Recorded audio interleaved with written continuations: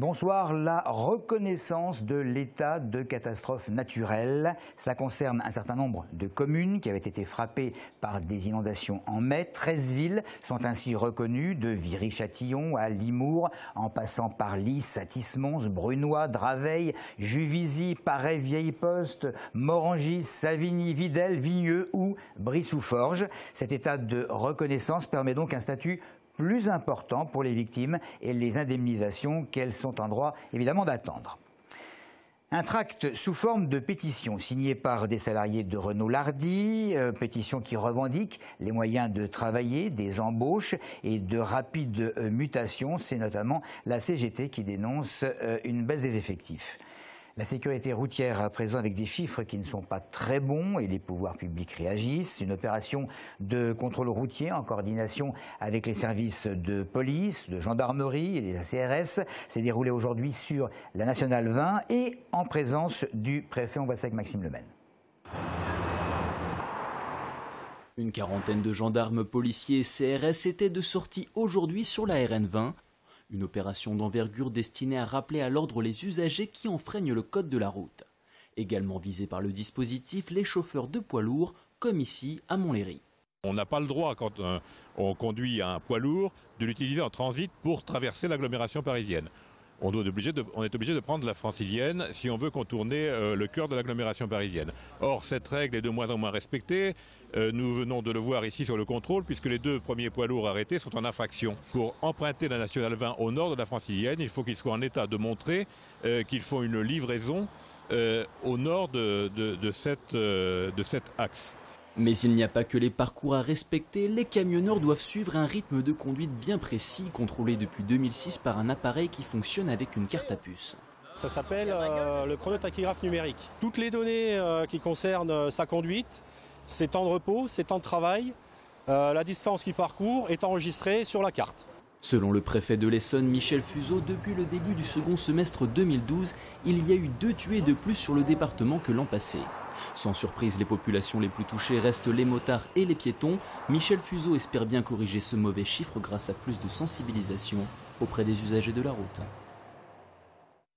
Alors que le Front National a publié, le Front National d'Essonne a publié un communiqué condamnant ce qui est qualifié de banalisation de la violence contre les forces de l'ordre, référence à une actualité de ces derniers jours.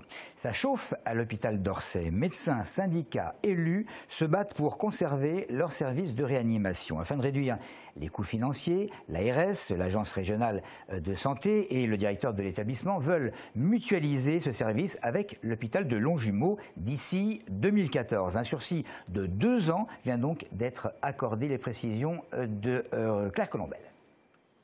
Cet hôpital de proximité possède 434 lits répartis sur 3 sites et emploie 1000 personnes dont 140 médecins. En 2007, la structure a autofinancé un service de réanimation de 10 lits. Aujourd'hui, cette section devrait être déplacée à l'hôpital de Longjumeau dans le cadre d'une mutualisation. L'importance de ce service de réanimation, c'est que tout est articulé autour de ce service. C'est-à-dire que la maternité, comme elle est actuellement, avec une autorisation 2B, c'est-à-dire avec un bloc obstétrique, ne peut fonctionner qu'avec la réanimation. La chirurgie, la médecine, tous ces services-là sont articulés sur ces services-là. Même la neurovasculaire, qui est aussi très importante. L'ARS, l'Agence régionale de santé, a renouvelé l'autorisation d'exercer l'activité de réanimation de 30 mois au lieu des 5 ans habituels. D'ici 2014, tout le service devrait donc disparaître d'Orsay.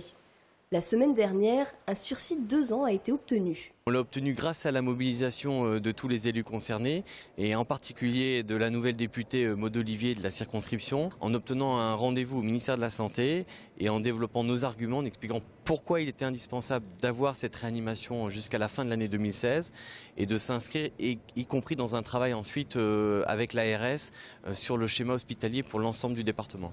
Les élus, médecins et syndicats comptent rester mobilisés afin d'obtenir le maintien à long terme de la réanimation, d'autant plus que le budget de l'hôpital d'Orsay est à l'équilibre. À Saint-Tré-sur-Seine, Denis Rouget s'alimente à nouveau depuis maintenant 48 heures. Denis Rouget, c'est ce pizzaiolo qui était en conflit avec la mairie de sa commune, lui interdisant l'exploitation d'un distributeur automatique de pizza jugé non conforme au plan d'urbanisme. Sa grève de la faim avait débuté le 8 octobre. Des caméras de vidéoprotection installées dans la piscine de Corbeil. Certains s'en sont émus, mais il s'agit seulement de sécuriser les lieux pour éviter les dégradations. Même scénario d'ailleurs que dans d'autres villes. Commentaire de Jean-Pierre Bechter, le maire de Corbeil. Depuis que nous avons ces caméras, eh bien, nous n'avons plus de soucis, vol ou dégradation. Fin de citation. Les effets de la crise se font sentir un petit peu partout et une équipe de Téléson est allée demander au hasard à des passants s'ils avaient modifié leurs habitudes concernant les dons aux associations ou à de simples citoyens qu'ils avaient peut-être l'habitude de faire. Je donne environ 6 à 10 euros par mois à Handicap International et ça depuis 4 ans. Il faut toujours donner, je donne toujours autant. Je travaille dans 2 associations déjà. Et on ne peut pas donner moins parce qu'ils ont toujours autant besoin. Avec toutes les histoires qu'on a déjà entendues, voilà, je préfère donner directement en fait, aux gens dans le besoin comme un SDF que je croise qu'aux associations. C'est nécessaire en ces temps de crise justement de donner aux gens qui ont besoin. Il y a deux formes de dons. Il y a du don régulier qui est mensualisé, qui lui n'a pas bougé depuis le début de la crise. Par contre, tous les dons qui sont un peu plus occasionnels, ponctuels, ceux-là, oui, sont réduits.